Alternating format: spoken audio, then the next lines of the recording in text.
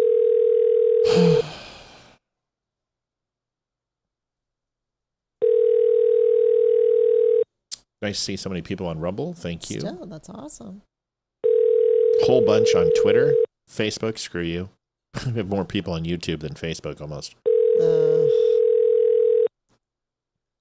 All right, looks like Ontario is not going to call. We usually don't have great phone calls from Ontario. There's hoping that person calls back. Call back. Call the show. Don't be afraid. We're not going to hurt you. We don't bite hard. You took my line. I know. Sorry. Clueless about the big, beautiful bill. This Democrat is very, very upset. She starts yelling and screaming and has no idea. And of course, what they always do is when they don't know what they're talking about, they say, oh, you need to read a book. It's like, which book? That's my favorite answer. Whenever anyone goes, read a book, which book? History. Yeah, but there is no book called history. What part of what book do you want me to read? Just any book on the subject. What subject? So what you're saying is you want me to go find a book that you haven't read, so therefore I find out more about you that I already do know, so I can know more than you think you know, but are telling me to go find out? I don't understand. What book do you want me to read? I love it when people do that. By the way, a quick interruption. No, he finished it. I got to finish my my Los Angeles class submarine, which was the first one. I snapped in half because he got mad. no, I ruined it. I put a wash on it and it ate through the paint, and the seal didn't take and it failed. But this is the Los Angeles class submarine. And you can see she has all the hull and beautiful props. What are you working on now? Little algae below the waterline coming down the rivets and things. So photorealistic kind of thing. So I figured I would show you guys. What am I what? What are you working on now? I am finishing up the FU. Sorry. The F4U Corsair birdcage, which is the World War II Corsair upswept wings. And then I just ordered the B-2B bomber in 1/50th scale, which is just giant. I'm so excited to do the B-2. So there it is. I'm really pumped. Ball's got a new phone number. I was thinking Ball's got a new phone number. Wouldn't that be funny? Here is Clueless about the BBB. Do you think it's fair that cancer research got cut for little kids? Cancer research did not get cut. It most certainly got cut. So, did we watch this? I think we watched it on Friday. This is twice. I'm screwing up. Yeah, we watched it. I think we watched the Bongino too. Are you sure? I'm pretty sure. They would tell me. Dummies are like, Matt, we already watched this. Did you guys watch this? I know. I found the video, so I could be completely just. I believe. Yes, we watched. Okay. Shit. Okay. Well, Elliot Page is not, sick. I found that one today. Elliot Page is sick in the head. Here it is. All right. Thanks for telling me we watch it. Here it is. In terms of looking at nature as if it's some sort of cis heteropatriarchal structure is absurd. Dude, you sound like a prepubescent boy. Mm-hmm. And that this, gender binary that we've created is nothing but a quaint little myth. And I think, her work and this documentary really, really shows that what we have been taught in school in regards to these structures, men being superior, women being inferior, submissive or what have you, it being this, heterosexual existence is just completely false. And I think what's so wonderful about this documentary is it really illustrates, why that information has been so suppressed. And how important it is for us to all learn about this, and how it's only expansive and exciting, all of this information. I want to go to the What the fuck? Kamala Harris did she sleep with Kamala? Here's the thing, folks. Yeah, you can compare the animal kingdom and look at the patriarchy, and you can look at the matriarchy. In the animal kingdom, K.P. Kafka's all the way up and down. And you're going to find two consistencies. Females are usually more extravagant and more colored and beautiful. And wear more extravagant plumes and feathers and colors and spots. They're brighter. These things are a reason, because it's for attraction. And males have to pump themselves up and do tribal dances and do crazy things and roll around. Chimpanzees do somersaults before sex. Certain birds that puff out their chest and frogs, and they do whatever they can for female attraction. And the second thing is the females usually work in conjunction with the males to have a society of absolute harmony. Women do the hunting in some cases. Sometimes it's the men. The fighting and the protecting the pride with lions is men.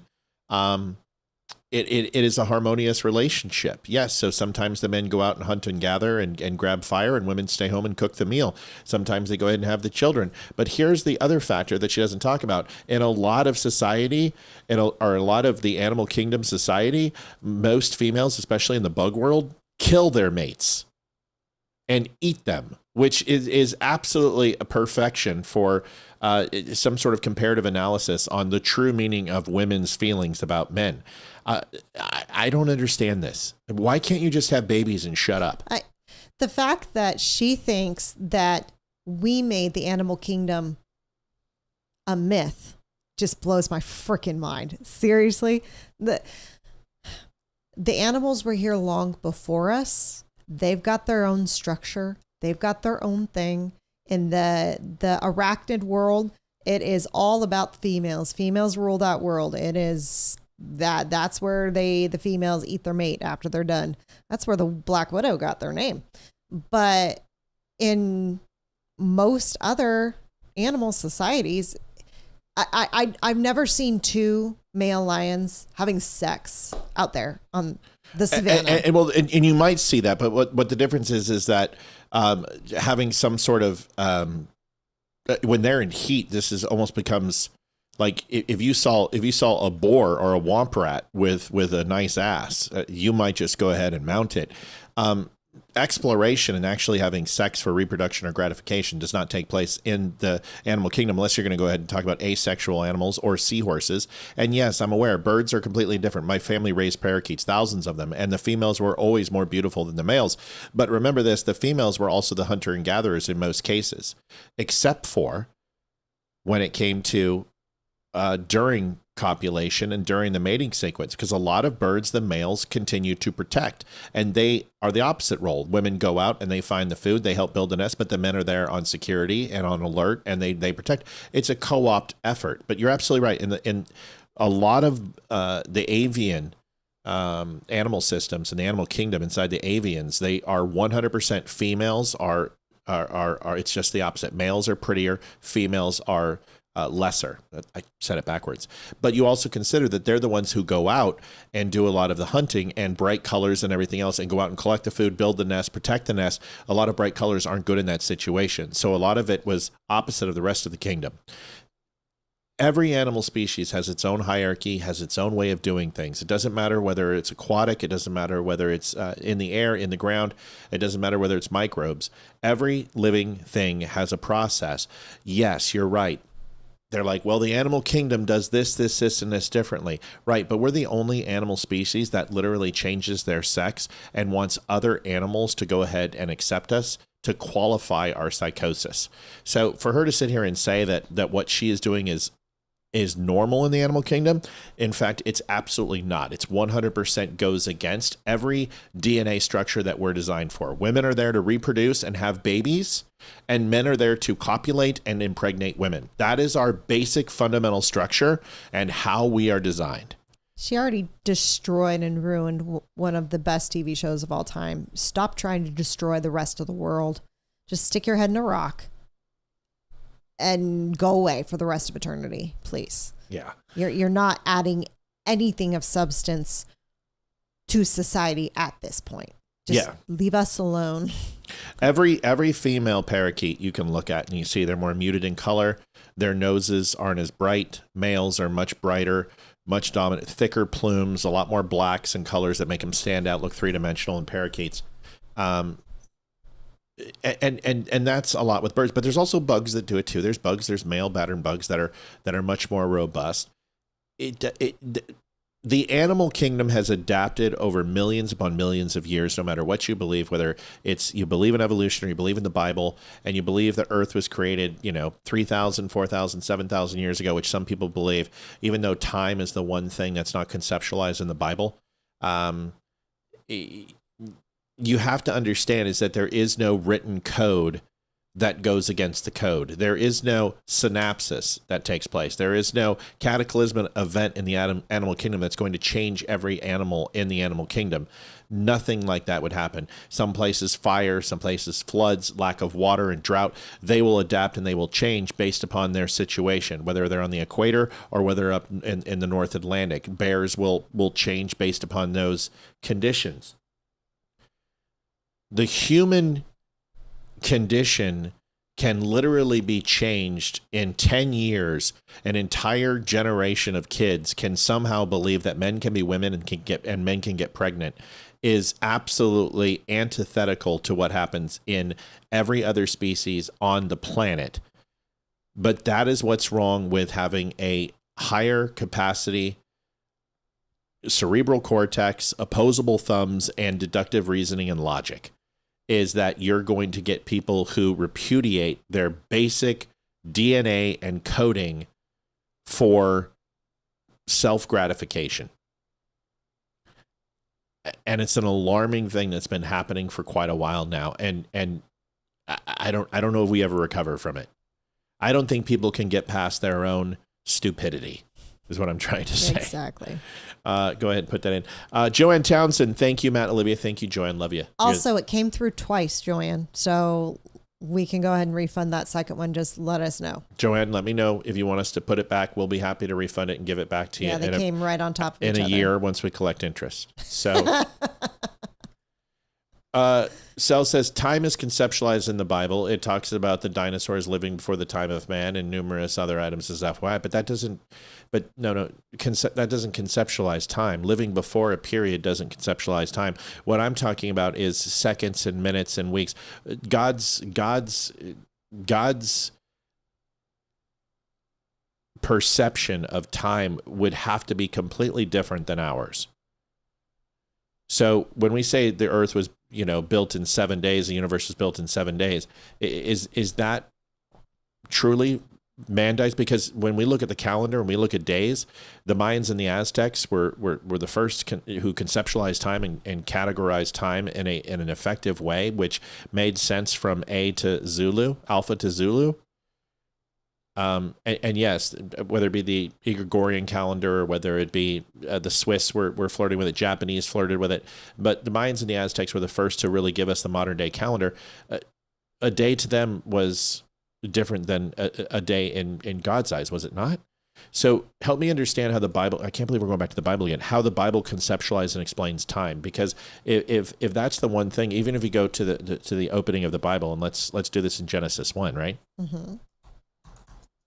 I'm going to put this in. And Joanne, thank you very much. She said that's fine the way it is. So thank you, Joanne. Joanne, you're the best. So let's go to Genesis 1. Okay. And this is from Patricia Luza. I'm going to put Joanne's in. Things have been tight. Love you guys. Thank you, Patricia. Patricia, we understand and we really appreciate you doing that. So let's go to Genesis 1. In the beginning, God created the heaven and earth. Okay.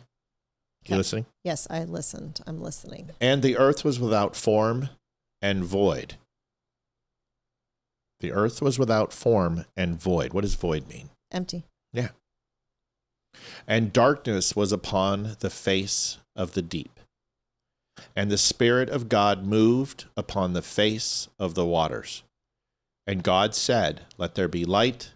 And there was light. And God saw the light, that it was good. God divided the light from the darkness. And God called the light day, and the darkness he called night. And the evening and the morning were the first day.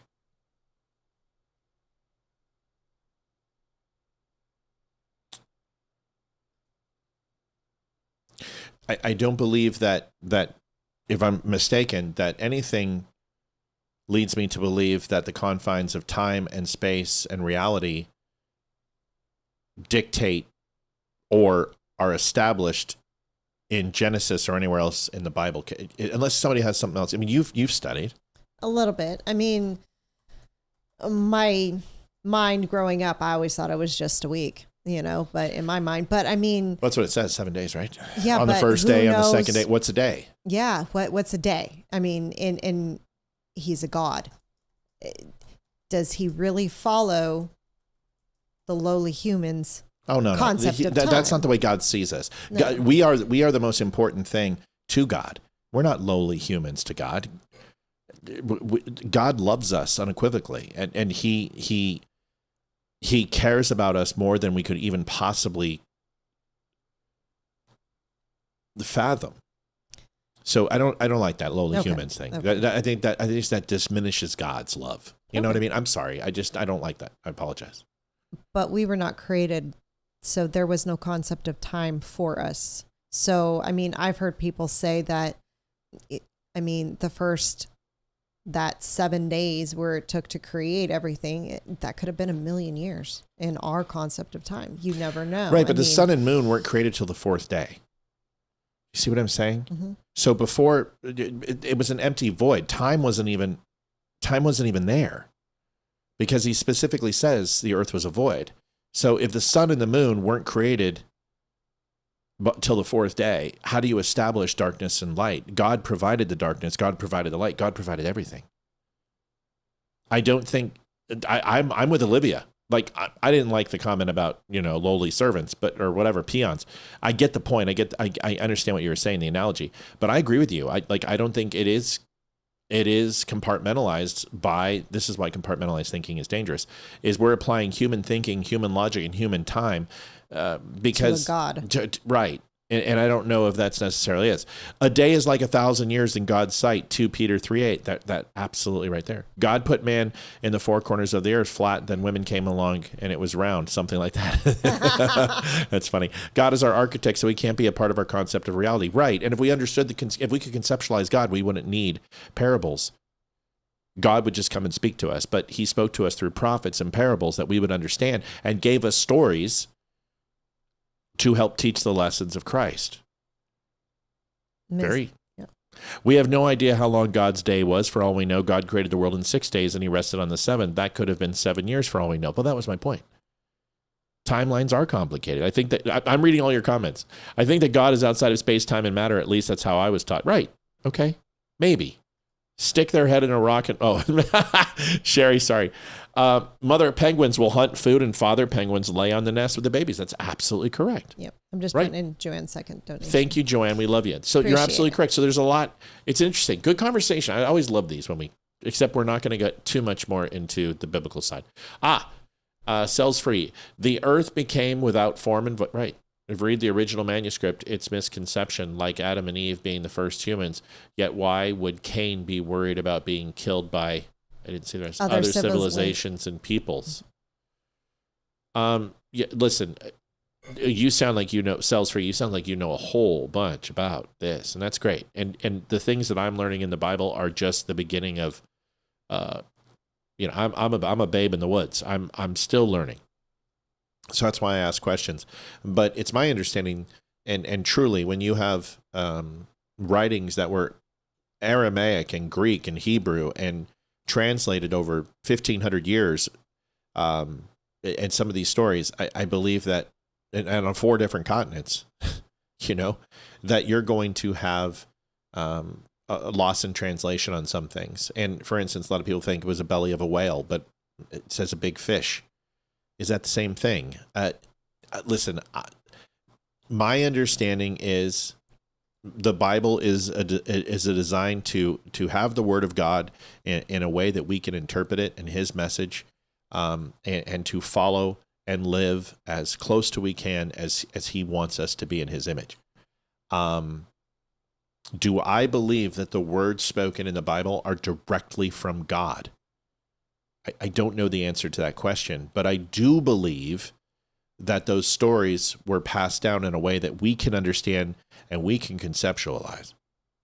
And without them, I think we would be lost, because if, as humans, if we could understand God and all He encompasses, from His words to His actions to His decisions, well, then wouldn't we be gods ourselves? And wouldn't He be human? And so I guess my point is that I would have to look at that. I would have to read that to understand that, to give you an answer better than I think there's inconsistencies in the Bible, but there is no inconsistency with God himself. At least that's what I'm talking about. You know what I mean? Yeah. Creation, probably too magnificently immense to claim ownership of. Given Ohio is definitely God's country. Cell says, that's a fair belief, but we have the Dead Sea Scrolls to corroborate Genesis, but let's get off the subject. Sorry. No, don't you dare. This is what we do, bro. Listen, or ma'am, or I don't know your name, Cell's free. I don't know if you're, I've made the problem of saying somebody is a boy, and I got yelled at. So, Tammy. So this is what we do here. You're not taking over the show. That's the funny thing is that this is what we do. We always do it. And we'll have a show all laid out and all ready to go, and we will go off on a tangent for 2 hours on something else. And that's just what we do. So thank you for a great conversation. It's rich. I like the dialogue. It helps me understand. I'm still learning. I am not an expert in theology. I'm an expert in a lot of things. And even though I've asked a lot of questions from the opposite side, which gives me a perspective of now being on the side of trying to follow God as close as I can in his words. It makes me a better Christian because I've lived a life of doubt, and now I'm having to live a life of faith. And it's a very, very difficult thing to do. And these conversations help me. She's a dude. He's a dude. We're all dudes, right? Okay. All right, you're a seahorse, bringing it full circle. Here we go.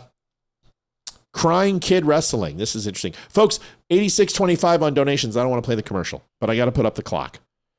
We need to get going here. This was last week. This is what happened. July's just a shitty month, Liv. You know what I mean?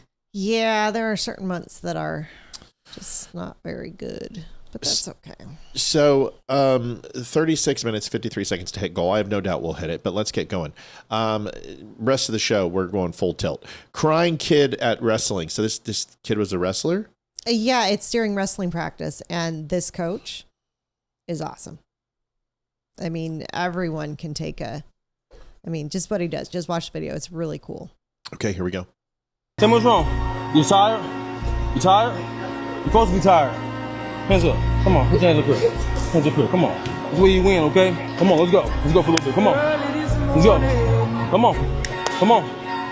Come on. Let's go. These things. Come on. Let's go, baby. Let's go. You got it, baby. You got it. You got it, baby. I believe in you, baby. Come on. You tough. You tough up there. It's up here. You a wrestler. You a wrestler. Remember that you a wrestler. You tougher than anybody in the world. Come on. Come on. One good shot. Finish. Come on, baby. Come on. You got it. Come on. Good job, baby. Come on. Stand up straight. Come on. Look at me. Toughest man in the world.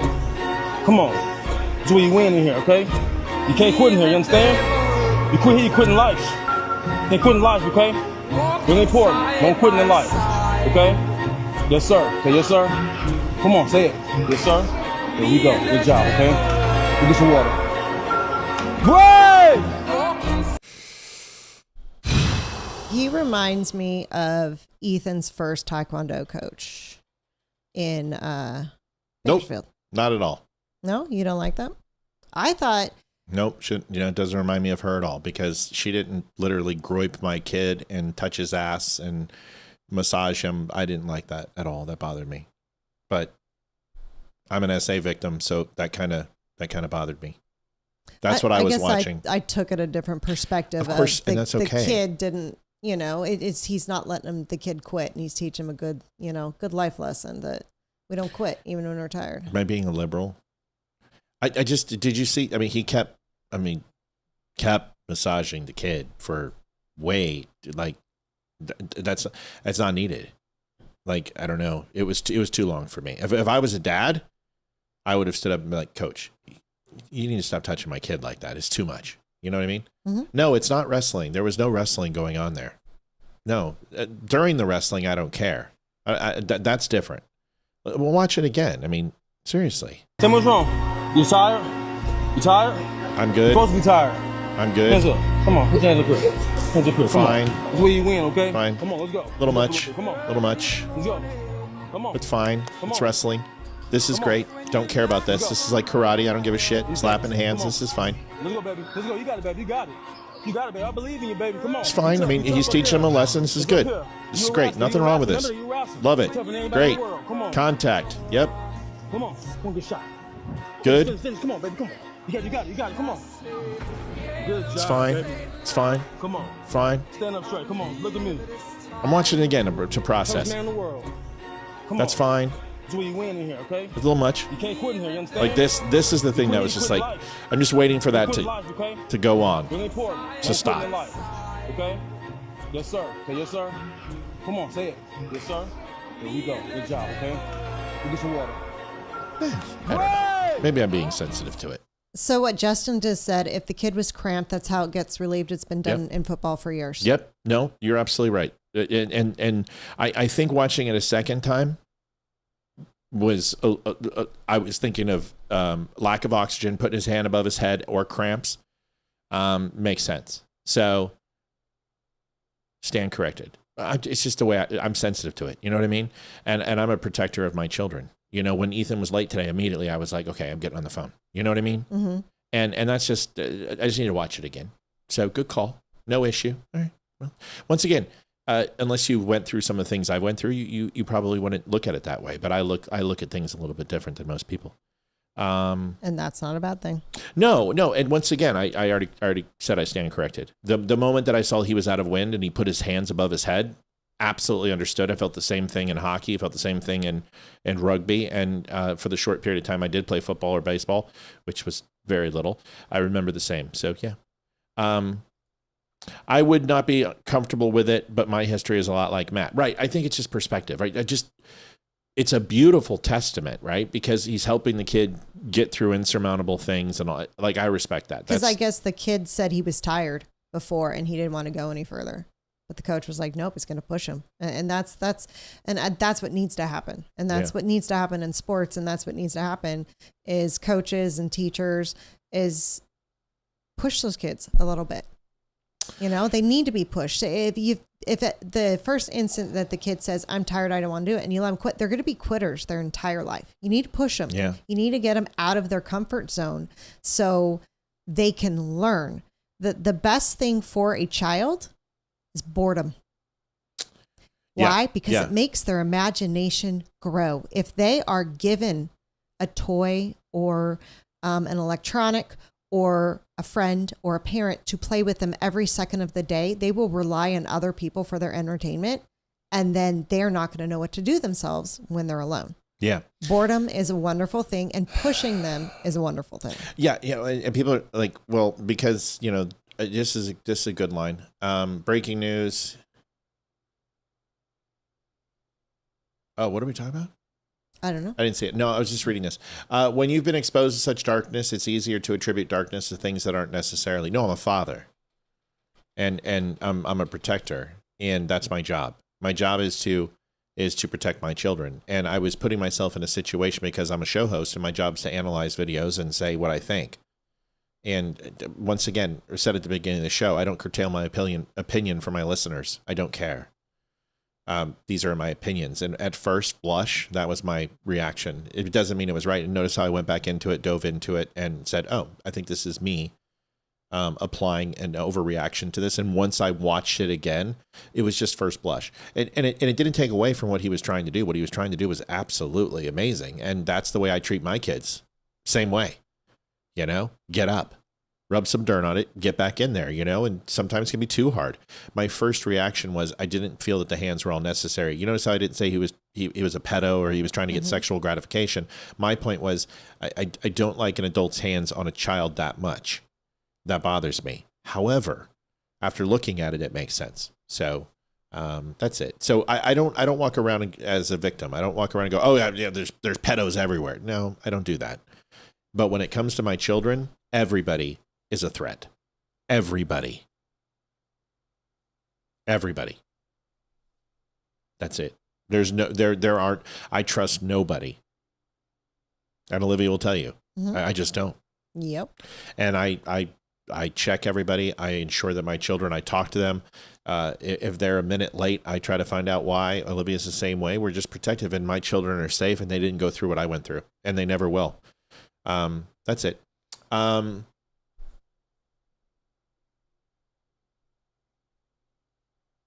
I'm literally agreeing with your revision of your analysis, like a 2 girls and a boy. Now, if he was touching a little girl like that, it'd be different. See, isn't that interesting? But see, that's kind of what that's why I'm so sensitive to it, because boys are just as vulnerable as girls when it comes to sexual exploitation. In fact, boys, this is the thing. The reason why it's not known is because it goes unreported. Because either parents suppress it and say, you're a boy, deal with it, move on, you're tough, suck it up, it happens. That's what my dad said to me. My dad said, oh yeah, you know what? I had a gay relationship in high school and tried it and I hated it. You should just suck it up and deal with it. That's what he said to me. Those were his words. So, and that's fine. I mean, he can do whatever he wants. And I've long since healed since that with my father, but you know, unacceptable to me. And just because I was a boy, because if it happened to my sister, my dad would have killed the man, killed him. And so I feel that if sexual assault happened to my son or daughter, I don't care who it is, that person's going in a pine box. Yeah, totally. It's a good conversation. Yeah, no, listen, like I said, we talk about everything on the show. We don't care. Boys don't talk about it. Yeah, and I think, listen, 2 out of 3 children in the world are sexually assaulted or inappropriately touched by someone in their lives. 2 out of 3. And that includes boys. And I think boys probably are touched more than girls. I really do believe that.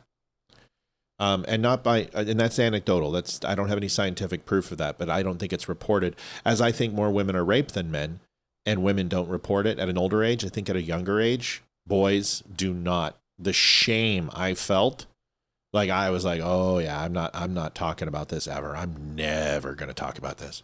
You know what I mean? Yeah. It's interesting. Oh, don't be sorry for me. That was a long time ago. I was a young kid. It happened twice. 2 different people. One was a family member, and the other one was a priest/preacher/ minister supposedly a man of God. Yeah, supposedly a man of God. And he took advantage of me, and that was it. That was a long time ago, guys. So I've go watch episode, I don't know, Olivia knows, like 162 or 164. I think it's 236, if I'm not mistaken. It's our biggest show ever done. I mean, that thing hit, I think, 8 million views. And it's where I talk about sexual assault and what happened to me. It's very raw, very honest. I lived it vicariously through myself, if that makes any sense. And the microphone was simply a placeholder of myself. But it's a good episode. You should watch it. I think it's 236. Is that what it is? I think it's 236. Maybe we'll play it someday. All right. So let's keep going. Folks, 86.25 on donations. We've got 26 minutes. Me talking about other shit isn't going to help. Here's this. Enjoy. Everybody walk away for a minute. I thought this was AI. So I started watching the clouds. I watched the trees. I watched the uniforms. Ash, go with brother. Go for a walk. I'll get it. Ash, go get him. Good girl. So I watched this multiple times, and I tried to make sure it was AI. It's not AI. Folks, we need likes. I knew it wasn't, because this happened several times at Ethan's games. Folks, we need likes desperately. We need likes. We only got 65. We've got 62 people on Rumble, 138 in General Pop. That's 200 plus. Not only donations, but we need likes. Please help us out. Go ahead. You would think that the ump would wear a cup. Seriously. But that's just me. Well, a cup doesn't. No. A cup doesn't fix that, Sweet Pea. A cup doesn't fix that. Oh. Hey, this is Warren. I'm calling you, I guess. Oh, he was calling me about the car. Oh. It took me long enough, dude. I called you like 4 days ago, dude. You expect me to jump at that now? Let's go ahead and watch the rest of this. Okay. Oh, this looks painful. Go! Stay alive, Ryan. Good job, bud. Ryan, all the way over here. I'm sorry. It's funny. Nobody cares about the ump.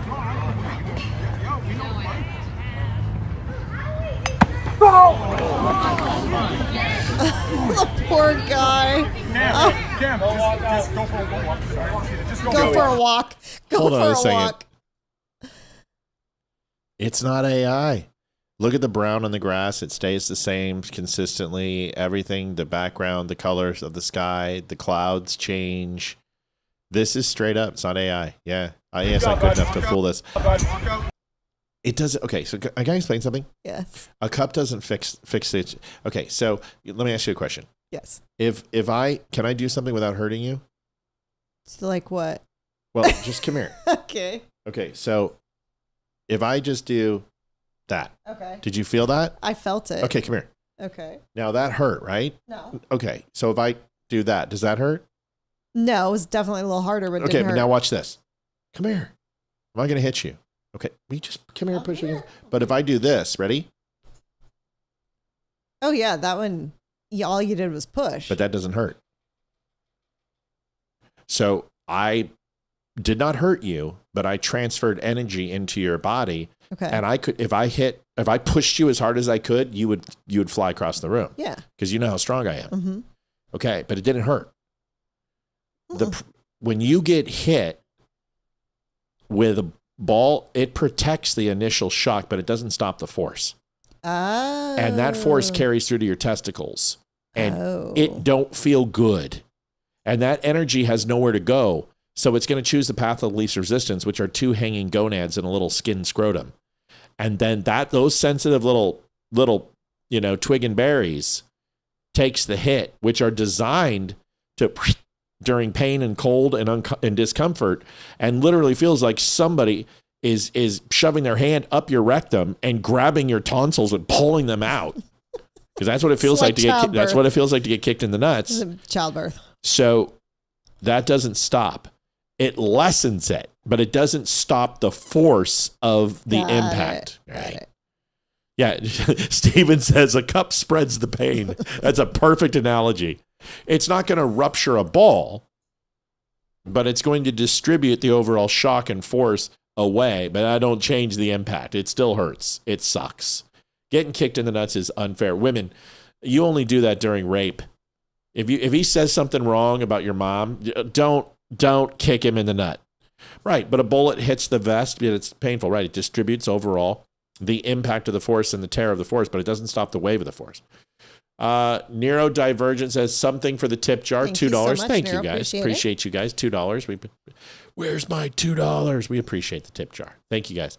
8625, the dummies will come through. Give me 2. Yes. 2128, the dummies always come through, but I got to play the quick commercial. The people over on Rumble will love it. Yeah, they've never seen it. And we got enough people. We got to play it, folks. We got to hit goal. So here it is. Maybe.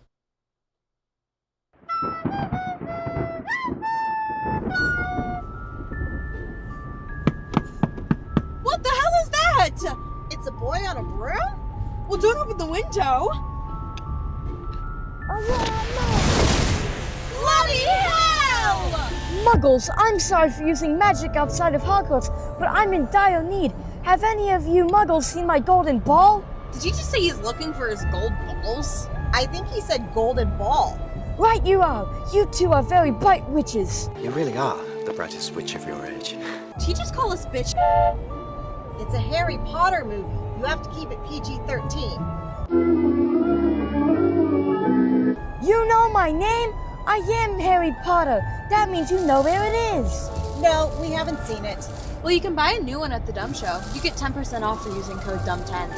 Bloody brilliant! 10 points to Gryffindor. Did he just call us Griffin Horse? If you want to take part in more adventures, you too can donate to The Dumb Show.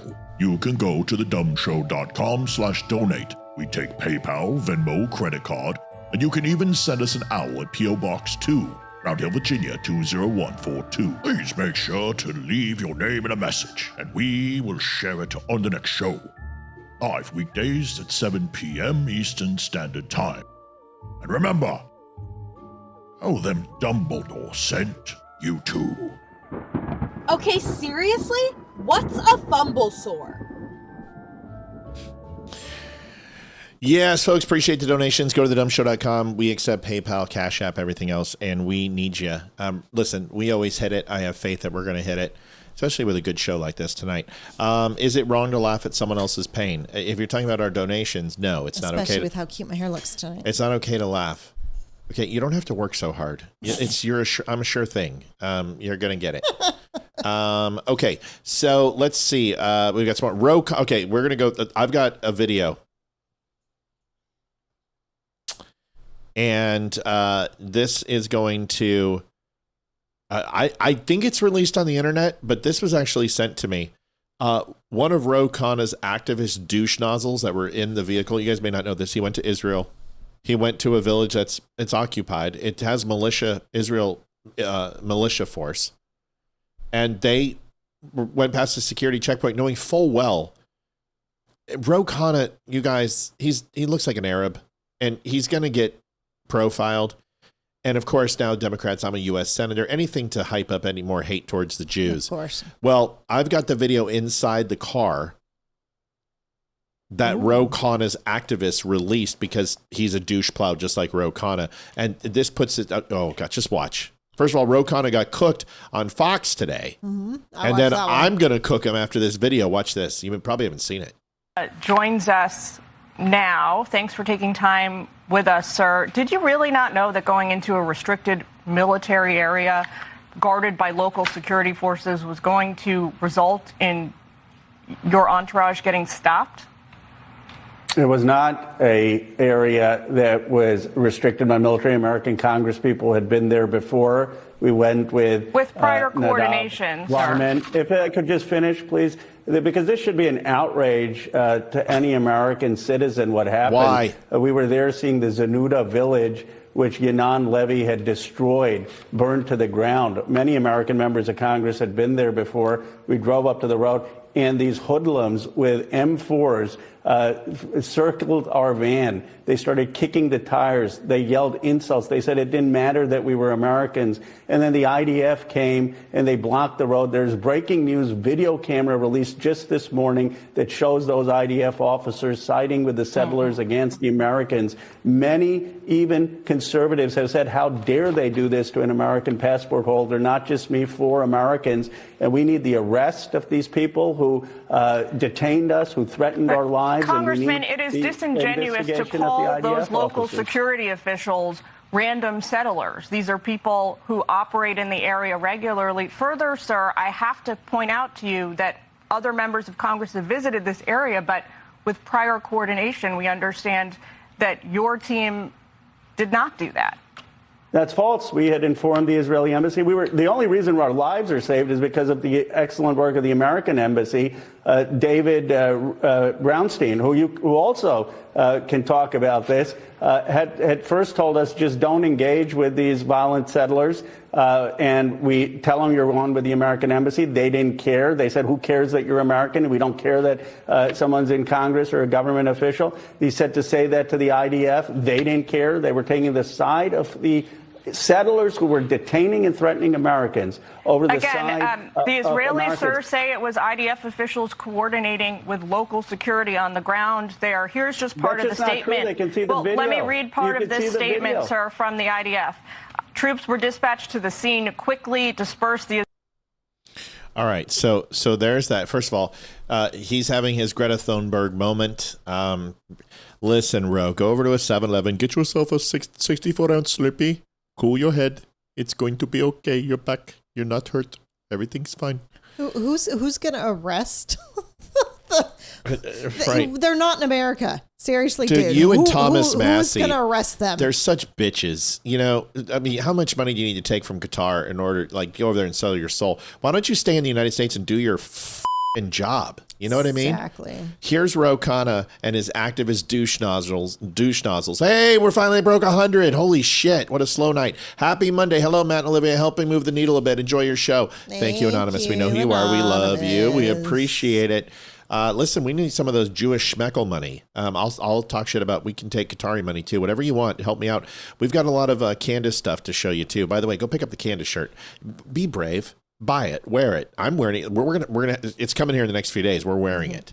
Oh, speaking of shirts. So real quick, what? On a tangent, I was wearing my make women female again shirt over the weekend, and I wore it into our local grocery store.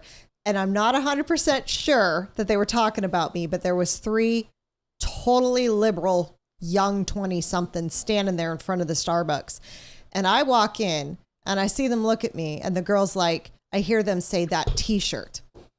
And then all of a sudden the girl goes, I just have to get out of this house. I can't be in the same house. I have to get out of this house.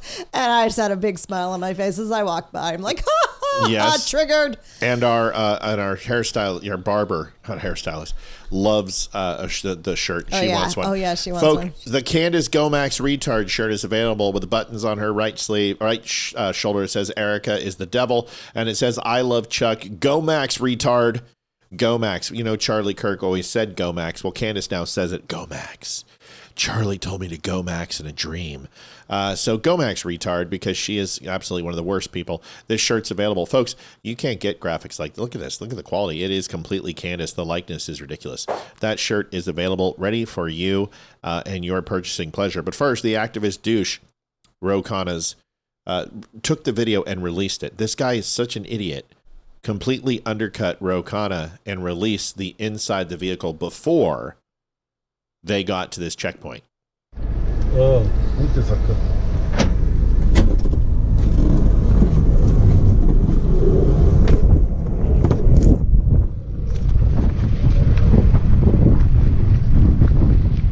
That looks lost to me. מה קורה חבר'ה? דיברנו עם מי המפקד של הפטרול? מי? דיברנו עם המשטרה ואמרו פשוט תזיזו אותם כדי שאנחנו נוכל לצאת, אז אני לא מבין מה הבעיה פה. המשטרה בדרך והמשטרה תגיד לנו מה לעשות. אבל הרגע דיברתי עם השוטר בטלפון. שהשוטר יבוא לפה. לא, אבל הוא אמר שהוא הולך להתעכב. אז אתם יכולים לעלות מול החמ"ל ולטפל בזה, כי אנחנו דיברנו כבר. יש פה חבר קונגרס שדיבר, אני נדב, היי. יש פה חבר קונגרס אמריקאי. יש פה חבר קונגרס שדיבר עם השגרירות, והשגרירות מעורבת בזה, אז אני לא מצליח להבין את כל הסיפור. אתם יכולים להעיף את החבר'ה האלה. נכון, אסור לך להיות פה, משטרה כבר אמרה לך שאסור לא להיות חלק מהצבא. זה קצת נשמע שכל אחד חודד מהם. מה המשטרה? הבנתי, אז אתם בוחרות לא לסייע במצב הזה. אתם בוחרות לא לסייע, זה הסיפור. המשטרה כבר פגשה אותך פה, נכון חבר? ומה היא אמרה לך שאסור לך להיות פה, נכון? שולח בית סגור. נכון, אתה שם זין על כולם.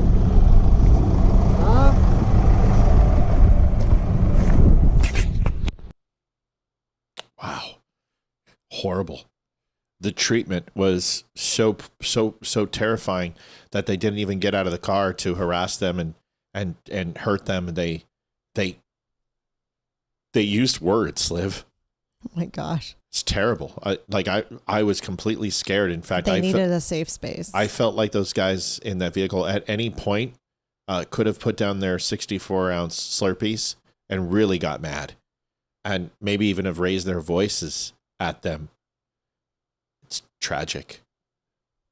Let's all pray that they get the help that they need and they can survive their post-traumatic stress. Dude, talk about a mountain out of a fucking molehill. Anyone who spent time in the Middle East, that was like literally having your balls licked by a prostitute in the Middle East, because that's not the way they talk to people. And if you are a place where you're not supposed to be, there's guns and there's a lot of yelling and a lot of pointing and a lot of threats. That was the common. I've seen police officers pull me over in a more violent nature than that. I didn't see any M4s. Did you see any M4s? I don't know the difference between. Okay, did you see a gun? No, I didn't see a gun. I saw cell phones. And I saw guys literally sitting in a vehicle, air conditioning, blocking the way and saying, "You're not allowed here."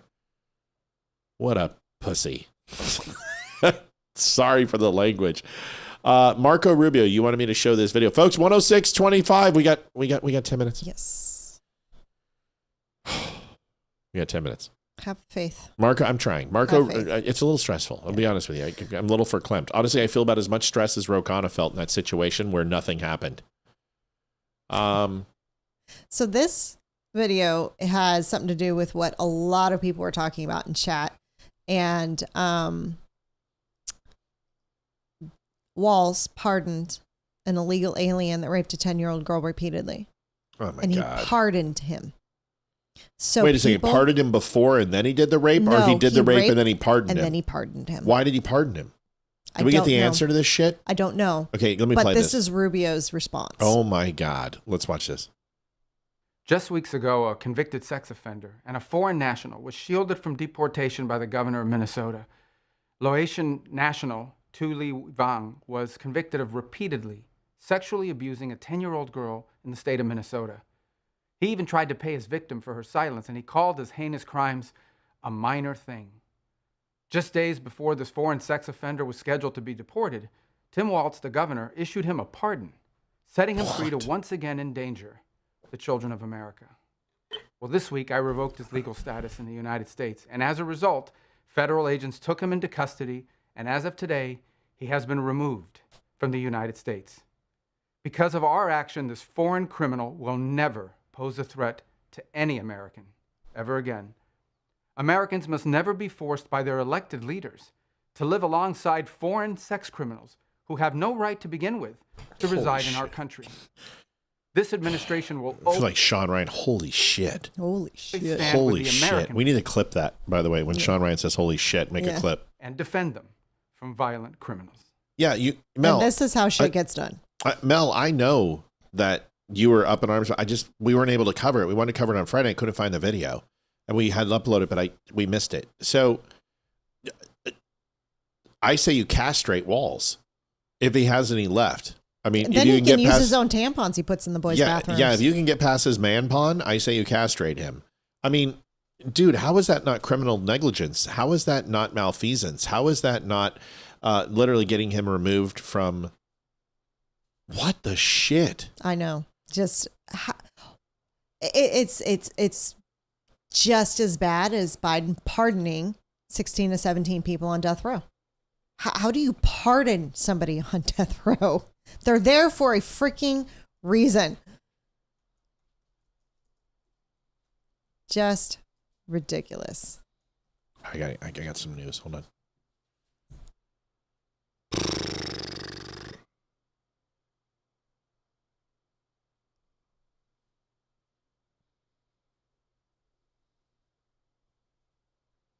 I'm just happy that he did that. That needs to happen for them all. Oh, Rubio. I mean, Rubio has a...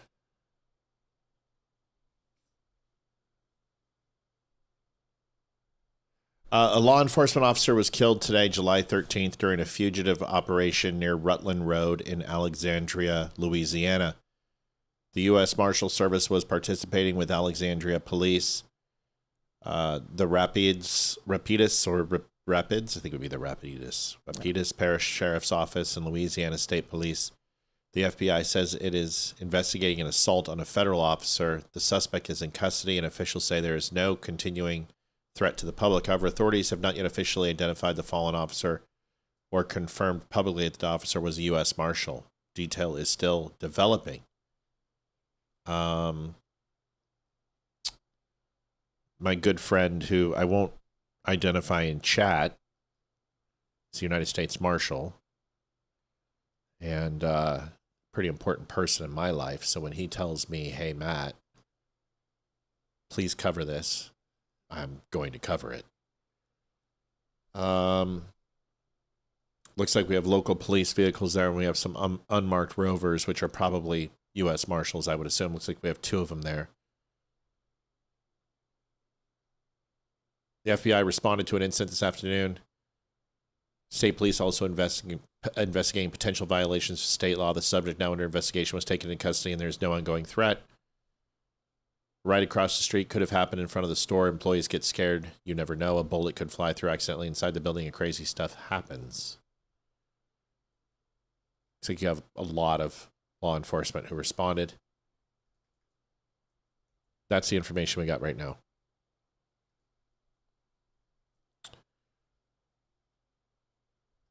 Sherry says I sound like horses when I do the... I do that all the time. Nay. Brother, I'm sorry and I love you. And they went in to arrest a guy for rape and he took fire, is what he's saying. But I love you, T. You know that. And I'm sorry for your brother, man. We'll say a prayer. Was it a U.S. Marshal? Can you at least answer me that? I'm hoping. I don't want any officer fallen, but I'm hoping it's not an officer or a marshal. You don't want any Leo to die. Let me know what you find out. But that's where we're at. And God bless that officer's family. Yes, and it was. It was a marshal. And so that's confirmed now. Even the stations don't know that. Thanks for telling us, man. That sucks. What a shitty thing. U.S. Marshals, man, they're some of the most amazing people. And I have a lot of respect for them. And I'm sorry, buddy. Prayer for his family, obviously. And please keep us informed, anything you find out. And if you get a name or they put up a donation page, will you let me know? We'll probably have a night of donations for the fallen marshal. Just let me know, please. And God bless you and stay the fuck safe out there, dude. You actually need to come on my show.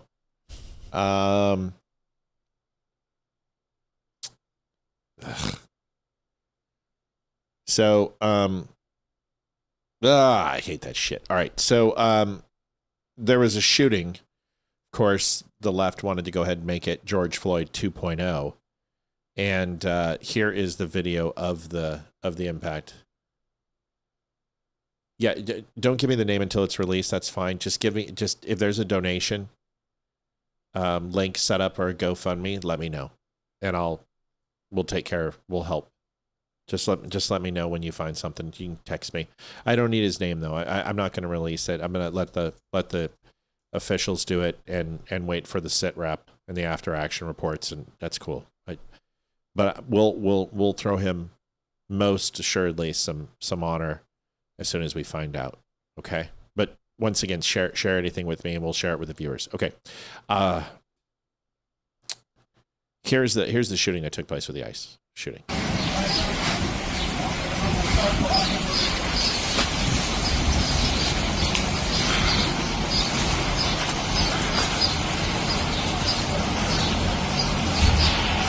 So ICE officers trying to perform resuscitative measures. The guy was in a car and he rammed officers. Here's the eye. And he got shot. So don't ram people with your car. Don't be a fucking idiot. Here's the eyewitness statement. You used a deadly weapon, so did they. That's right. Here is Alfred E. Newman's son, who was an eyewitness. Eddie Munster? Yes, that's good. Eddie Munster was better. Looks like we got a donation. We understand. Nice to see so many people on Instagram. I mean, so many people in the word of being 5 or 6, but 40,000 followers. It's nice to see. Donald Thompson, little for such a great show. Little means a lot, man. If everyone gave a little, we would hit it. Appreciate you. Thank you, sir. We got 145 in general pop. We've got 60 over on Rumble. That's enough. If everyone did $20, shit, we would have a great night. We would go home. We would go home for the week. That's a great night. Here's the video from Paul Ryan's son. 15, I was driving through the intersection at Hill Street and Pool Street, and as I was approaching, you could see flashing blue lights, and then as I got closer, they were unmarked, so I assumed they were ICE, and then you could see them with their green vests and stuff, and it said police, ICE, and so as I actually was going through the intersection, I heard yelling. So I know I'm supposed to be paying attention, but I heard yelling off to my... So I looked, and I was watching, and the ICE agent was yelling and drew his weapon, and he kept yelling and warning the person driving, which is when the car was put into drive and was trying to hit the ICE officer, and he fired, I would say, probably 4 shots at him, and then by that time, I was also through, the intersection, so I just heard the popping, but I did see him draw his gun at the windshield. And then the car, you could see the car in the back, like rolling down the street afterwards. Okay. So I question 4 to 5 shots. My question that I have is why not 6? Good day at work. Go home. Be rested. Be well. God be with you. Enjoy tomorrow. Sounds like a legitimate shooting, and this officer will also be cleared. And this means ICE, like Charity Lamb donated $5. Thank you, Charity. Love you, hon. Thank you. This makes them like what? 0 and like 47 or something. I mean, ICE officers justified shootings. How about this? Don't run over and try to kill cops. Pretty simple. I guess that makes me a bootlicker. That's me. I'm a bootlicker because I think you shouldn't try to kill a cop. Exactly. Stupid idiots.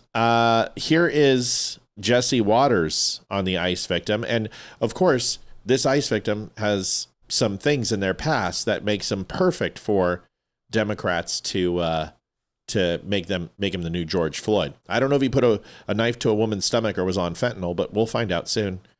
Here is the video. I want to say thank you to our good friend CJ Jenkins. Here's my it's a little closer. That's right. $10. $10 makes a difference, right? Everyone gave $10. We're out of here. Jeez, that would be quick. Hit it super fast. Appreciate you guys. Thank you so much. Oops, I said their name. I'm not supposed to. Nope. My bad. My bad. Just hit me next time. Yep. All right. Okay, here's the video.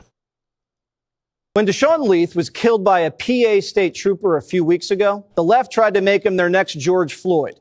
They talked about his local leadership, community service, and a nonprofit focused on youth violence. Look at these headlines. Ypsilanti advocate named as man killed by police. Michigan community leader shot and killed by PA state police. Sheriff's Department outreach worker shot and killed. The left wanted to make Deshaun the new face of police brutality. But then cops released the body cam. Here's what happened. When Leith crashed his car on the side of the Ohio Turnpike, a state trooper approached him to make sure he was okay. That's when things took a turn. Watch. Come on, you a devil. What's going on? What's going on? In the name of Jesus. In the name of Jesus, watch out. In the name of Jesus, watch out. Watch out. Get hurt. You're going to get hurt. In the name of Jesus, stop. Hey, Jesus, Lord, bow down. Jesus, Lord, bow down. Don't touch me, you're going to die. Next time you touch me, you're going to die. Hey, you got to go down. You ain't dead. That's Jesus. That's Jesus. That's Jesus. Oh. Get down on the ground.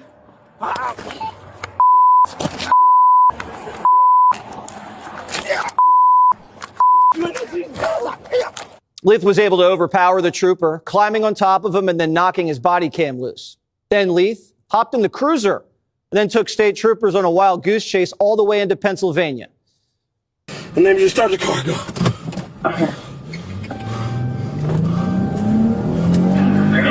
In the name of Jesus, I don't even see no more marks.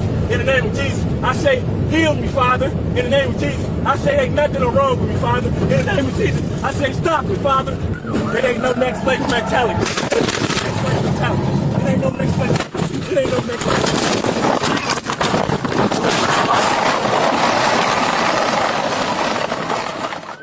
God, it ain't she gonna come. Thank you for the name of Jesus. Thank you for the name of Jesus. Thank you for the name of Jesus. Thank you for the name of Jesus. Moments after this, Leith violently resisted authorities again. That's when he was shot and killed. Turns out this wasn't Deshaun's first run-in with the law. Leith pleaded guilty to 9 home invasions across 2 cases that date back to 2012. Deshaun Leith was being propped up as the left's latest innocent victim of police brutality. And they almost got away with it if it wasn't for the body cam. Special Assistant to the President, White House Principal Deputy Press Secretary Harrison Field. Wow, go figure. I'm going to expect a statue of that dude going up any day now. So stupid. What was he on? My God. I don't know, but this was a little while ago. But I'm just trying to show you, officers don't have time to react, and you have to understand is that when somebody's in your bread box like that, one shot isn't going to stop them. That guy's out of his fucking mind. He walked through a taser like it was nothing. You could probably put 5 or 6 rounds into him and he's still going to get a hold of you. People think that when you shoot somebody that it just turns off a light. It's not a high powered rifle. A 9mm, a Glock, the stopping power of that, your shot selection is so important, but his heart rate's going up. He's not going to have angle. He can't do a full extension with his firearm. He can't get sights on the guy. It's going to be blind fire. The chances of hitting a vital organ, this is bad shit. And this is what these guys face every single day. So yeah, I'm a bootlicker. I'm a bootlicker. I guess I am. I guess I'm a bootlicker because I think people like that should not be taking air anymore. And it's the fact that he got into a car accident and all the police officer was doing was seeing if he was okay, and he attacked him. Right. I mean, it's insanity. It's insanity. I don't understand. But my point is it's good enough to kind of put a little bit of reality to these things. Yeah. And the left does this, and we should always watch the body cam. We should always wait and see, but this isn't what's happened. They go and burn shit down.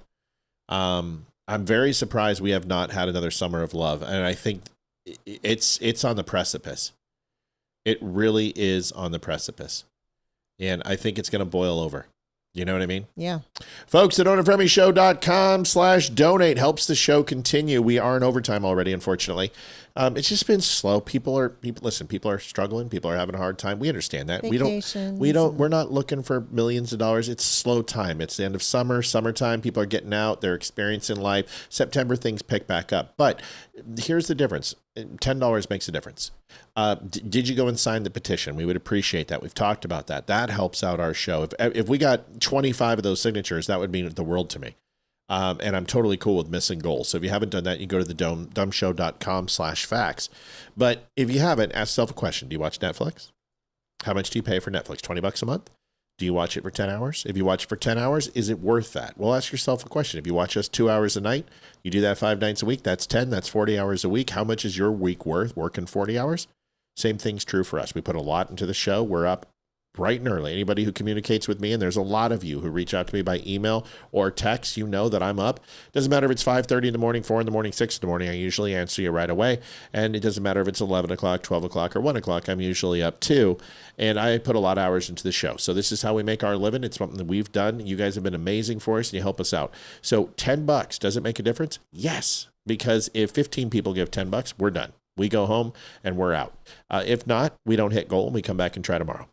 Here is Candace, 2 minutes and 40 seconds of just complete contradictions from the person who tells you she has never lied and never been wrong. Oh, seriously? We don't know, but we know that something's wrong with this. I think the person in the maroon that's walking is different from the person that's walking up the stairs. It's a gut thing, okay? I don't know, but I know, okay? I don't know, but I know. We don't know, but we know, so do not stop asking questions. I don't know, but I know. You know? I don't know, but I know. Something's not right. I know it's not right, okay? We don't know, but we know. You know? We don't know, but we know. And soon, we're gonna know. And by the way, we do have some new merch. We don't know, but we know is the new Scamdace cup that just dropped. It's pretty good. We don't know, but we know. And we're about to know, if you know what I mean. You can buy our We Don't Know, but we know bread. You guys, this woman makes hundreds of thousands of dollars a month. You know, I don't feel bad anymore about donations. I just don't. This woman sells cups for, what is she selling her cup for? I can't see. Stuff. Let me look. No, I'll do it right now. $60 fucking dollars. Do you know how much margin she makes on that? We sell our cups for like what, $25, $30? I'm not sure how much we sell them. She's making like $40 in margin on this. What a piece of shit. That's gonna be my new thing. I don't know, but I know. I don't know. I don't know. You don't know any. God, she's a fucking retard. I can't even stop cussing. That's what happens when we don't hit goal. That's what happens when we don't hit goal. Okay, here's the rest of this retard. Dude, remember, shirts available, folks. You can get them if you hate Candace as much as we do, because we hate her. We can't stand the woman. They're available. The Go Max retard shirts are available with Erica the Devil button and I Love Chuck button. Go Max retard. Inside the retard, Egyptian airplanes, Britney Spears, exploding mics, the bees, the Masons, the FBI, the hidden trapdoor. It's all there, folks. All of her crazy batshit chronicles all in one shirt. The Go Max retard shirt is available at thedumbshow.com. Here's the rest of this moron. Put that in, will you? John Francis. Nope. Lee Wilson. Oh, Lee Wilson donates $10. Signed, sealed, and delivered. Thank you, my brother. Appreciate you, Lee. You the man. You the man with the master plan. We're getting close. Folks, it's going to be tough. It's going to be tough to hit it tonight. Come on, folks. We got to hit this shit. Let's crush this thing. All right.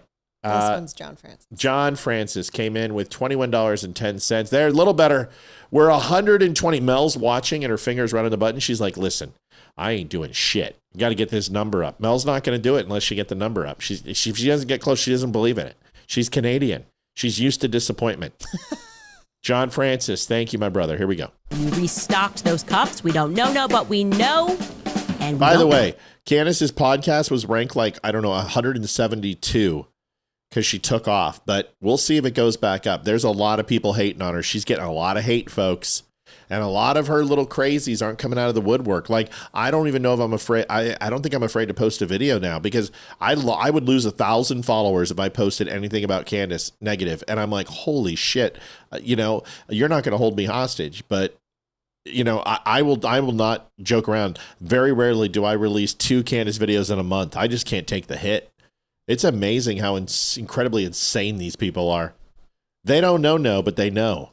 We don't know it. But I kind of know. We don't know, but we do know. And you guys wanted her as vice president. And I told you 3 years ago that this woman was a complete batshit nutter. A nutter. And everyone's like, oh, she's amazing. Candace is amazing. She should be vice president. I told you this chick was cooked. We have restocked our Scamdace cups. I didn't know it, but I knew it. And now, ladies and gentlemen, I know it. Buy one of these amazing just dropped We Don't Know, but we know Scamdace cups. Thank you, Candace. We don't know, but we know. Of course, we have our We Don't Know, but we know merch solving the mystery of what happened to Charlie Kirk on September 10th. We don't know, but we know. Yes, Fisher. A lot of people wanted her as VP. Yes, and Olivia is here to testify. Olivia will tell you a lot of people would say it. Yep. Make her a vice president. Make her a vice president. A lot of those people don't watch it. They wanted Tucker too, and trust me, I told them Tucker was a piece of shit as well. But yes, Candace Owens' name came up a shit ton, and Tucker Carlson absolutely did as well. And this was in 2020 run, and this was obviously now. So, yes. Yeah, they didn't like Mike Pence, and they're like, if Donald Trump wins, we got to put Candace in place. 2024, they said we got to get Candace, we got to get Tucker. Yeah, I know. And Massey, they said that too. When I say this was all over the shows. Just go watch any of my shows. I cooked Candace a long time ago. And soon, we're going to know now. We don't know, but we know. Go buy yourself a mug. Well, we don't know. Well, we kind of do know, to be honest. We don't know, but we know. We don't know, but we know. We don't know, but we know. Buy yourself a mug. We don't know, but we know. And soon we're gonna know. We don't know, but we know. We just know we're being lied to. Like, again, we're just gonna have to sit back, watch this case, and see how far the government goes. Like, what happens when they're caught red-handed lying about everything. The preliminary hearing in the Charlie Kirk murder case wrapping up this week. The Kirk family releasing a statement saying, quote, "It brings our family comfort to know that the world has witnessed the overwhelming evidence of what occurred to Charlie that day." We'll know. We already know. We don't know, but we know. But I think that at that moment, we will know. You know what I know now? Charlie Kirk called her a demon before he died. So I know that, and I've seen the video, and you're a fucking loon. That woman is Satan. Nuts. The color of her batshit. If her and E. Jean Carroll had a child, it would literally be Damien. I can't stand that woman. People are like, you shouldn't hate anybody. Oh, I hate Candace Owens. I hate her. I like the day that I get the news that she Whitneyed, I'm going to be like, yay! I'm going to celebrate. Celebrate good times. Come on. Nobody that horrible should have success. Nobody. She should. I want Trading Places treatment of her. I want her with red gloves, with begging for money. I want her Dan Aykroyd in the sauna outfit, eating the freaking trout through his hair of his beard, at Eddie Murphy, and take the 45 and it won't go off, and then he throws the 45 and it goes, and then it starts raining on him. I want that moment for Candace. I want Candace to get anal herpes from a rhinoceros, a white rhinoceros, because she doesn't like dark meat. She likes white boys. I'm just letting you know. Candace Owens, folks. Mom, I don't think we're going to hit it. I think we're cooked. I don't know. I don't understand what's going on. Maybe our show just sucks. Is it time for pity yet? Scott Miller. You know what? I'm not going to show this. I don't know who that is. Georgia election fraud. It's our last video tonight, folks. We're at 173.45. We're holding out for a hero, but I don't think it's going to happen tonight. And you know what? If you did our show and did our clips for donations, it would sound like we're trying to sell the Scamdace cups. The difference is that those are $60 a piece, and she probably sells 1,000 of them a show. She probably makes $60,000 a show on cups. We're sitting here like, could I have some more, please? I'm feeling kind of cheap. I'm feeling like I'm feeling woozy. I think I need to find a different job. I think I need to go out and do something different. Like what? I don't know. What be a prostitute? I don't know. East Colfax. Yeah, something like that. Georgia election fraud ? Listen to this.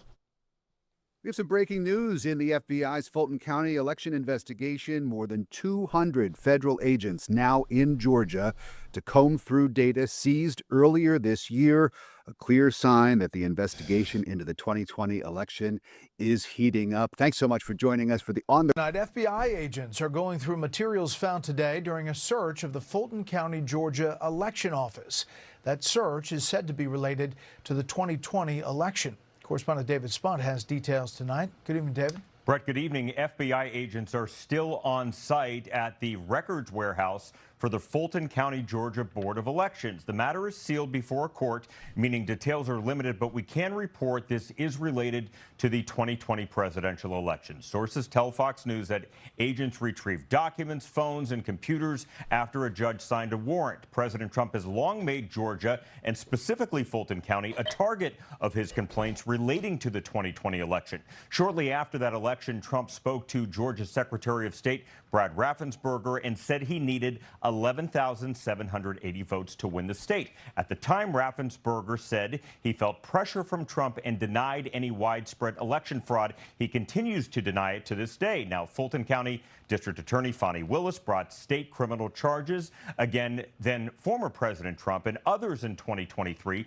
for conspiracy to overturn the election. But her prosecution, Brett, was eventually derailed completely after it was revealed she had an intimate relationship with the top prosecutor on her team, and it could have tainted the case. Late last year, a judge dismissed the case in its entirety. Now, Brett, last month, the Justice Department... Oh, who gives a shit? Nothing's going to happen. Nothing's going to happen. Nothing's going to... Arrest people. Stop the investigation. Just put them in jail. I'm so sick of this. You know nothing's going to happen, Liv. I know. I don't care anymore. Until I see people in freaking handcuffs, I don't care. Stop all presses. Don't hit anything. Stop. Okay. Stop. Okay. Debbie has been getting on me Debbie has wanted to get on me. Choice of words. Wanted to get on me, but Debbie's been hounding. Everything is sexual with her. So Debbie has been on my case for foot pics. She's like, just give me feet pics. So I'm going to do it. Debbie, I expect the donation to come fastidiously. Fastidiously? With a lot of alacrity, please. There it is. There's your foot pic. Enjoy it. Enjoy it. I hope it was worth it. I hope you choke on it. I hope you choke on it, Deb. There's your damn foot pic. You wanted to pick my feet. Now you have it. You called down the thunder. The question is, you're going to look at it and go, is there another big toe? Or is that just one big toe? Oh, is she still in chat? Look at it. Oh, she might not be in chat. Oh, no. Matt, have a new foster dog. Dear Chi, 5.9 pounds, lost ruptured eye and bloody score, at a body score of 2, yet the sweetest little guy named him Owen. Well, that's my middle name. Thank you. That's sweet of you. Go ahead and put that in. We need something. God, we're getting our asses handed to us tonight. Anonymous. Olivia's not even trying to spell it right anymore. Did I not spell it correctly? Anonymous donated $50. Come on, dummies. Thank you so much. Lee Grantham. Holy shit. What's going on? How are you? Been a long time. I haven't seen you in a while. Been a while. Good to see you. Deb wanted Olivia's. Oh, well, that's easy. I can give you those. Whoops. I'll be happy to do that. Happy to get you Olivia's because I'll do anything for money. Stephen Miller, folks, just I need a petty first. Scorched earth. Don Bradley. I gotta get it in. Here's my little 2. That's okay. Little is okay. Little makes a lot, right? 223. We're close. Would you type this shit out? What is going on? I know. Just don't copy the. Well, sometimes it doesn't work. I sometimes have to type it. Okay. Well, thank you so much, Don Bradley. That makes a difference. $10 is a huge thing. It makes a difference, baby. Here's my little 2. Thank you, guys. You guys always help us out. Thank you. Her ass, I send her feet pics all the time. Oh my God, Matt, you're fired. No way. You named him after me. You actually named him Owen after me. Are you serious? That's amazing. Do you know the etymology of my name? So sweet. Do you know the etymology of my middle name? It's really actually an interesting story. My father wanted to name me Matthew Garth from Red River with John Wayne, which is a great Montgomery Cliff, John Wayne, Matthew Garth. And it's the movie Red River. And my mom said, you are not naming your son Garth. You can say Matthew, but you're not doing Garth. Not a chance. And my father's like, what about Red? He's like, okay, you're not naming him anything from the movie Red River except for Matthew. And then my dad said, he's trying to think of all the rivers out there. I'm like, God, thank God he didn't think of the San Juan. And I'm like, river. And he's like, what about Owen? The Owens River. What about Matthew Owen? And my mom loved it, and I was named Matthew Owen. So essentially, somewhat attached to Montgomery Cliff, Matthew Garth in Red River. Now, it's interesting. Our daughter and son both have the etymology of their names are very interesting. Olivia, you do Hayden. Okay, so Hayden is Hayden Panettiere. The first movie I saw her in was Remember the Titans. And we both thought she was so awesome in that movie. We're like, we would love to have a daughter just like her. We got her. So that's where Hayden came from. And McKenna comes from... my favorite. Elise McKenna. Yeah, what's... From Somewhere in Time. Who is Jane Seymour. It's one of my favorite movies. Like, anyone ask me, what's your favorite love story? Somewhere in Time with Jane Seymour and Christopher Reeve. Hands down, 100%, no fucking question. Greatest movie ever. Time Traveler's Wife is great. Bed of Roses is good. Say Anything is wonderful. Untamed Heart is great. Yeah. No, Somewhere in Time is the best. The answer is Somewhere in Time. I already have Olivia's and Bite Me, Melanie. Ooh, getting feisty about the foot fetishes. Listen, I truly have a foot fetish. So Olivia will tell you. I massive foot fetish. Huge. Some say the biggest ever. Steven, donate $10. Wish it could be more. You don't have to wish. You gave enough, and that's the matter. Little bit. So Ethan's, you can go on Ethan's. Thank you, Steven. And then you could have been Matthew River. Ooh, Matthew River Spear. That's not bad. I liked River. Love River Phoenix is the name. We thought about that, and we didn't do it. But Ethan is one of my favorite actors, is Ethan Hunt. Hawke. Sorry, Ethan Hunt. I'm thinking of Mission Impossible. Ethan Hawke, which I love. Dead Poets Society. We love Gattaca. We love the Before Midnight, Before Sunrise, and Before Sunset movies. We love him as an actor. We think he's great. So, Reality Bites, he was fantastic in. So Ethan was a natural pick. And then Logan comes from Wolverine X-Men. And I was a huge X-Men fan when I was growing up, still am, and Wolverine was one of my favorite characters. So Logan just made sense. So Ethan Logan Spear, there it is. There it is. Okay. Where the Red Fern Grows, that's one of my favorite movies. That's a damn good movie. Donald Thompson donated $26.25, $270. Thank you, Donald. Very, very close. We're getting there. Thank you so much, D. I appreciate you. Deb Hensley says, better feet pics gets better donation. Ancient Chinese secret. You know another one? Confucius says, man who goes to bed with itchy butthole wakes up with stinky finger. Debbie Hensley donated $1.99. Thank you. You are the best. So, I will show you a picture of Olivia's feet. Really? I'm going to show you. Make sure there's petty on there. Because I need a petty. Maybe that's what I do on my I'll show you a picture right there. There it is. That's it. That's all you get. That's it. That's it. That's all. I think that's worth $30. I'm just saying. That's for me. John France. Those weren't my feet, were they? Yes, Olivia. Why do you think I would show it? Those are your little feetsies. They're your tootsies. I got a picture. You don't think I have a picture stashed away? I'm sure you do. Seriously. Holy shit, John Francis. Thank you so much, John, thank you very much. That hits it. $72. Unbelievable. I'm going to call you Pope John Francis from now on. That's your new name. I was named after Miss Kitty. I'd name Olivia after her Miss Kitty. A tearjerker as a kid. The Mohawkins?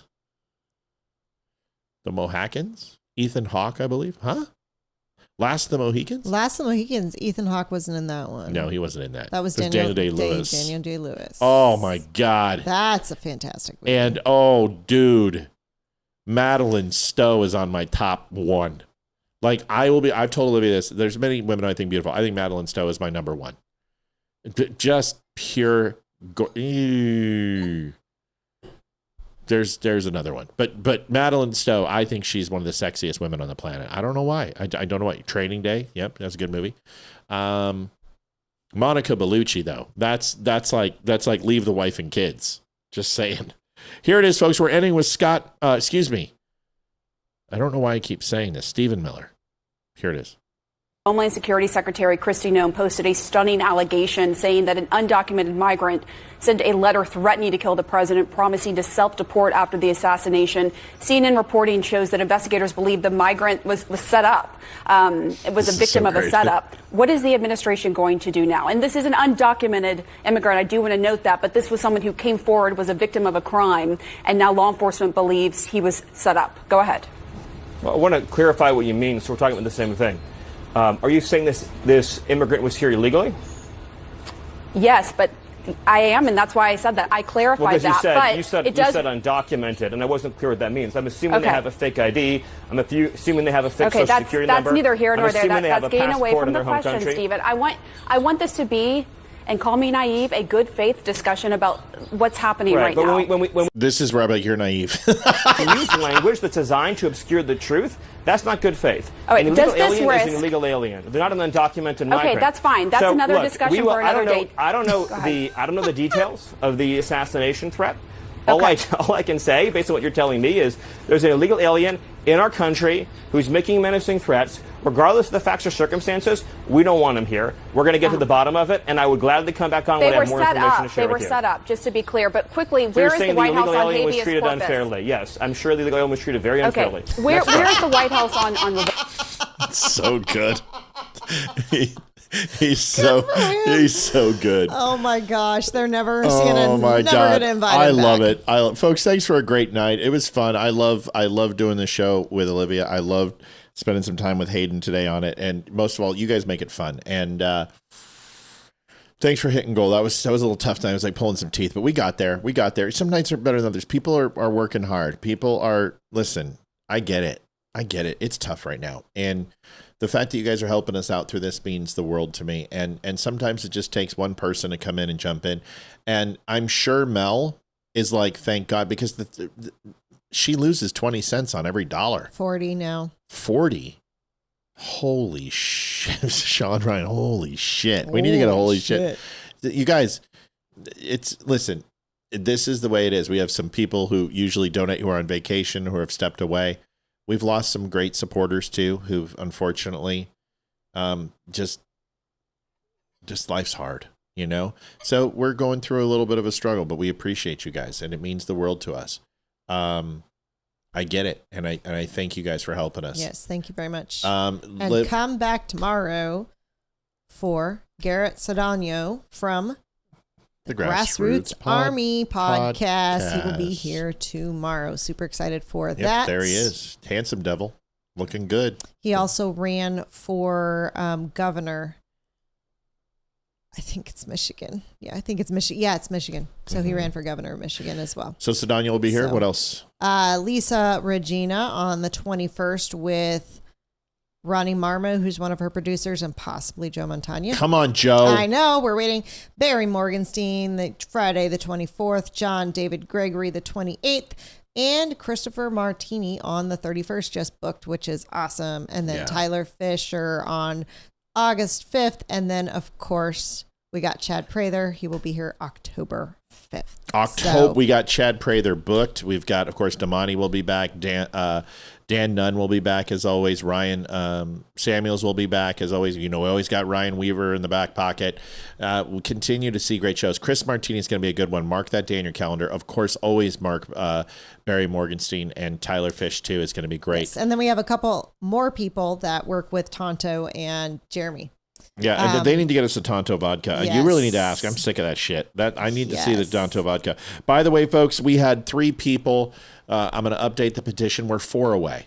We are literally so close. 4 away is where we're at now. And I want to thank the 3 people who went and filled out the petition. That means a great deal. We're 4 away. So let's hit that thing. Let's make that happen. We'll see you guys tomorrow night. God bless. Who are we rating there, Tamara? Let's see who we're rating. It's got to be somebody we're rating. We are rating, she said it already. Megamoo? Megamoo. The Megamoos? The lambdas? Garrett is a good man. You need to read his book. He didn't provide me a book. Listen, do you know how much money I've spent on books? My God, I just had to buy Charlie Kirk's book. I had to buy Cynthia's new book. I bought Damani Charlie's book because I was talking. You guys should see the thing. It was so great. So Damani and I are talking, and he's like, "Oh, I'm gonna go ahead," and I said, "You have to read this book." And I said, "You need to put your phone down, bro. It's Sunday. Go spend time with the family." And he's like, "Yeah, but it's really hard." And I said, "I'd read Charlie's book. You need to. I just started the first couple chapters, and it's already made an impact on my life. You need to do it." And he's like, "Yeah, well, we're paying off all our debt, getting our bills paid, and then I'll go and buy it." So I'm like, So I went on Amazon and I bought it. And I said, "Hey, I'm putting my phone down. Shabbat shalom, bitch." And he's like, "You benevolent asshole. Thank you so much." Which benevolent asshole is like saying like a white clan or a black clan member. It's an oxymoron. Benevolent being, giving and showing deference and kindness, and then being an asshole is what I am. But I guess I am kind of a benevolent asshole. Anyway, folks, see you guys tomorrow. We're rating right now. Thank you guys for smashing the like button. That's probably the most likes we've ever received. We're going to go to the extra window, and we're going to go and watch along with you with whoever we're rating. Go ahead and send us away, and we will go and follow. And we will see y'all. I'll see you on Wednesday. Matthew will see you tomorrow. Yeah. Who is it? Megamoo 32. Megamoo 32. What a name. I've never heard. Okay, so end stream. You guys can stay on. We're going to go over there for a couple more minutes. You guys can follow us over. Go to Rumble, and it's you go to Megamoo. Lee. Oh, it's a chick. Hot? I don't know. Megamoo. 21,000 followers. Holy cow. We're going to get her followed here. Let's go see her. Oh, yeah. She's got a great set.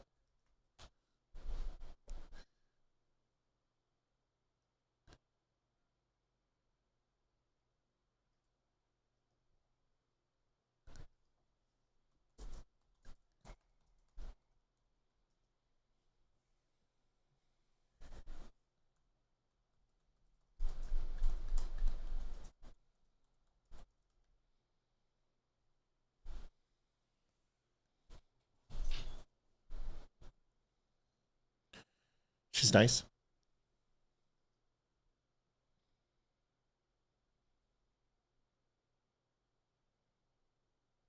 Yeah, I know. She likes me, Liv. Go figure. Oh.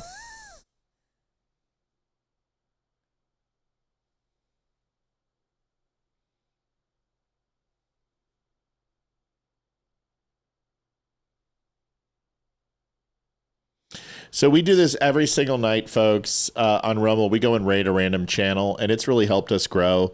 No sound? Okay, sorry. That's right. I got to change it. I forgot. I'm doing it. Hold on.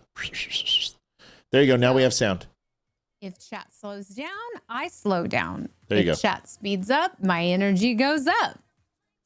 Hello, Chaos Girl. I appreciate it. So let's do it. Let's do it. So it looks like she's pop culture? Maybe. All right. Here we go. Oh, shit. We're going to get copyright struck on this. This is a really good song, though. Welcome in, dummies! This is smart. Oh, I see what she does. Yeah, so she hypes it up for comments.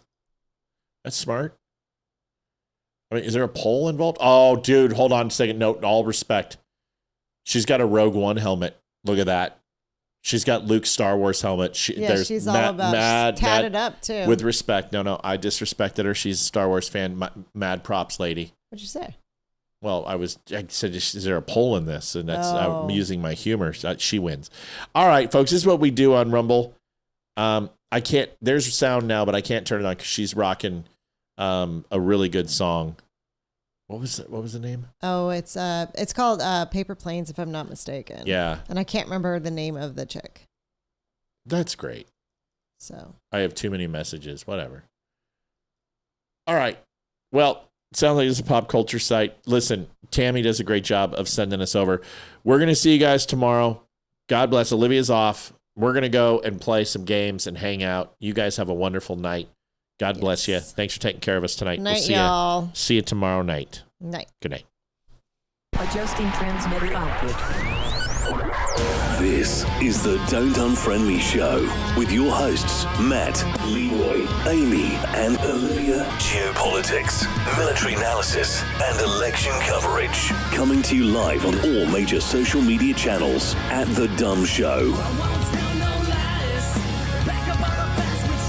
Honest, direct, unfiltered. We can agree, we can disagree. Just don't unfriend me.